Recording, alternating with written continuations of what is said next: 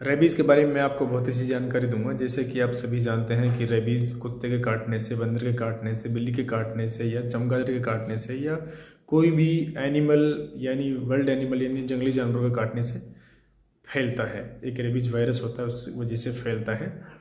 अब इसके इंजेक्शन की बात, इसकी वैक्सीनेशन की बात है। इसमें 5 वैक्सीनेशन लगता है। अगर किसी को फर्स्ट टाइम कोई जंगली जानवर काट खाए या कुत्ता काट खाए तो उसके 5 इंजेक्शन लगते हैं। एक तो लगता है 0 यानी फर्स्ट इंजेक्शन लगता है 0 डोज पर, जिस दिन उसको खाया। दूसरा लगेगा 3 दिन बाद, खाने के 3 दिन बाद।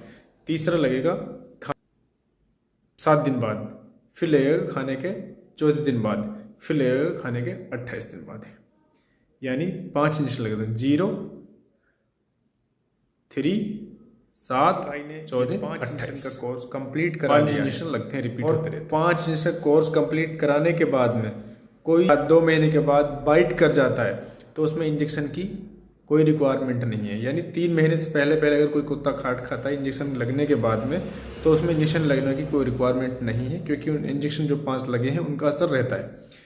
अगर 3 महीने के बाद कुत्ता बाइट कर जाता है, यानी 3 महीने गुजर के उसके बाद में 4थे महीने में, 5वें महीने में, 6ठे महीने, 9 साल तक कभी भी कुत्ता बाइट कर जाता है, उसमें ओनली 2 इंजेक्शन लगते हैं। एक तो जिस दिन काटा है उस दिन लगेगा, एक उसके तीसरे दिन लगेगा, यानी काटने के तीसरे दिन इंजेक्शन लगे। ये 2 इंजेक्शन सफिशिएंट है 9 साल तक।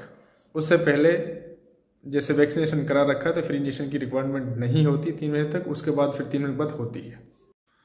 इसीलिए अपने आप को, अपनी फैमिली को जंगली जानवरों से बचा के रखें, सिक्योर रहें और काटने के बाद में तुरंत अपने डॉक्टर से कंसल्ट करें।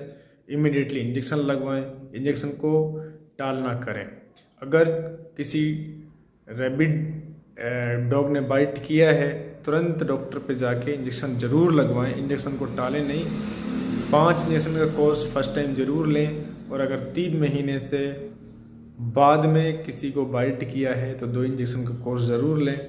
और 3 महीने से पहले ही आपने इंजेक्शन का पूरा कंप्लीट कोर्स ले लिया है, फिर आपको कुत्ता बाइट कर गया है तो उसमें इंजेक्शन की रिक्वायरमेंट नहीं होती। शुरू में ही आप टिटनस और एंटी रेबीज वैक्सीन ज़रूर लगवाएं और ताज़ा पानी से, बहते हुए पानी से, साबुन से इफेक्टेड पार्ट को अच्छे से वॉश करें और अपने डॉक्टर से कंसल्ट करिए। अपने आप को सिक्योर, अपने बच्चों को भी सिक्योर। Thank you.